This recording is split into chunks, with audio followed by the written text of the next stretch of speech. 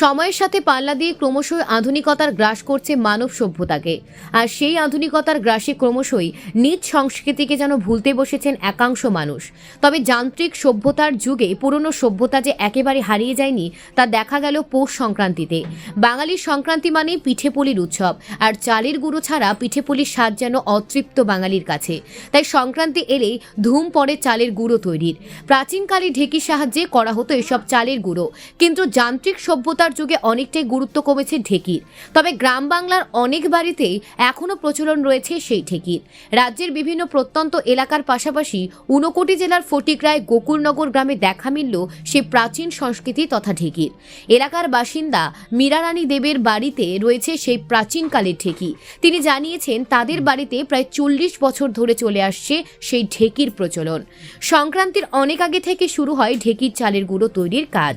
গ্রামের অন্যান্য মহিলারাও এখানে চালের গুঁড়ো করতে ছুটে যান।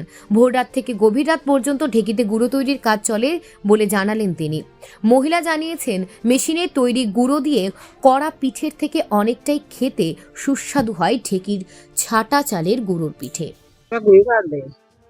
দেখি দিয়া আমরা মেশিনের গুড়ির পিঠা খাইতে আরাম পাই না, যার কারণে আমরা দেখি দিয়া ভাত দিই। দেখিতে আমরা রাখতে অনেক বছর হয়েছে, প্রায় 40-45 বছর হইব আমরা এটা ব্যবহার করি। গ্রামেরও আরো অন্যান্য লোক আছে, তারাও গুড়ি ভাত দেয়, তর্পণা করি ওই সংক্রান্তি উপলক্ষে। পৌষ সংক্রান্তি গুড়ি ভাত গত বছর দিন থেকে শুরু হয়েছে, আজকে রাত্রে পর্যন্ত হইব। ভোরবেলার থেকে তো ভোরবেলা 4-5 জন আইয়া দিয়া গেছে, ওখানে আমরা দিচ্ছি, ওখানে আরো 2-4 জন আইব, কইয়া রাখতে এরা।